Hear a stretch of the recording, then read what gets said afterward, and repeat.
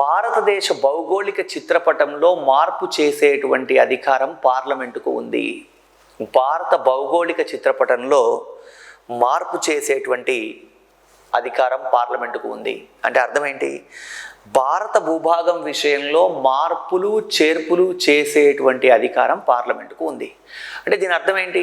భారతదేశంలోని ఏదైనా ఒక భౌగోళిక ప్రాంతాన్ని ఏదైనా ఒక దేశానికి ఇచ్చివేయాలి అనుకుంటే భారత పార్లమెంటు ఇచ్చివేయగలదు.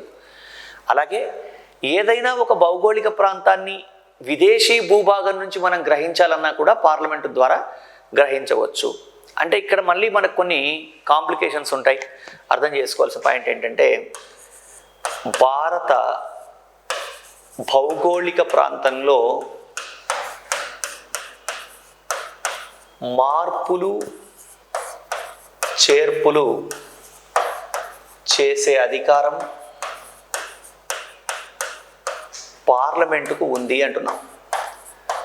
పార్లమెంటుకు ఉంది అంటున్నాం అంటే అర్థం ఏంటి?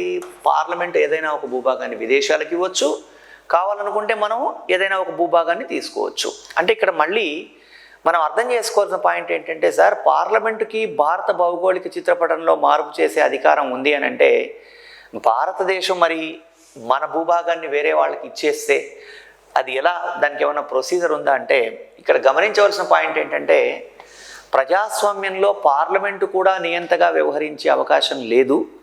దానికోసం అని ఏం చెప్పారు అంటే, భారత భౌగోళిక చిత్రపటంలో మార్పు చేయాలి అని అనుకుంటే కనుక ఏం చేయాలి? ఇక్కడ రాజ్యాంగ సవరణ ద్వారా మాత్రమే మనం ఏదైనా ఒక ఇతర భూభాగాన్ని, అంటే ఇతర భూభాగాన్ని మనం గ్రహించాలన్నా, భారతదేశంలోని భూభాగాన్ని విదేశాలకు ఇవ్వాలన్నా కూడా ఏం కావాలి? రాజ్యాంగ సవరణ కావాలి.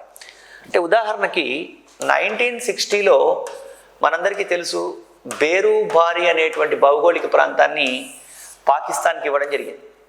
ఇలా పాకిస్తాన్కి ఇవ్వడానికి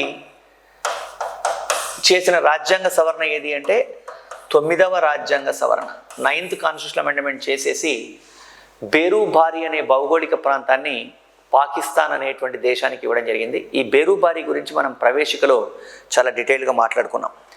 అదేవిధంగా 1975లో 35వ రాజ్యాంగ సవరణ చేసి 35th కాన్స్టిట్యూషనల్ అమెండ్మెంట్ చేసి ఒక రాజవంశం పాలనలో ఉన్నటువంటి సిక్కిం అనేటువంటి భౌగోళిక ప్రాంతాన్ని భారతదేశంలో విలీనం చేశారు. చోగ్యార్ అనే రాజవంశం పాలనలో ఉన్నటువంటి సిక్కింని భారతదేశంలో విలీనం చేయడం జరిగింది. అంటే అర్థం ఏంటి?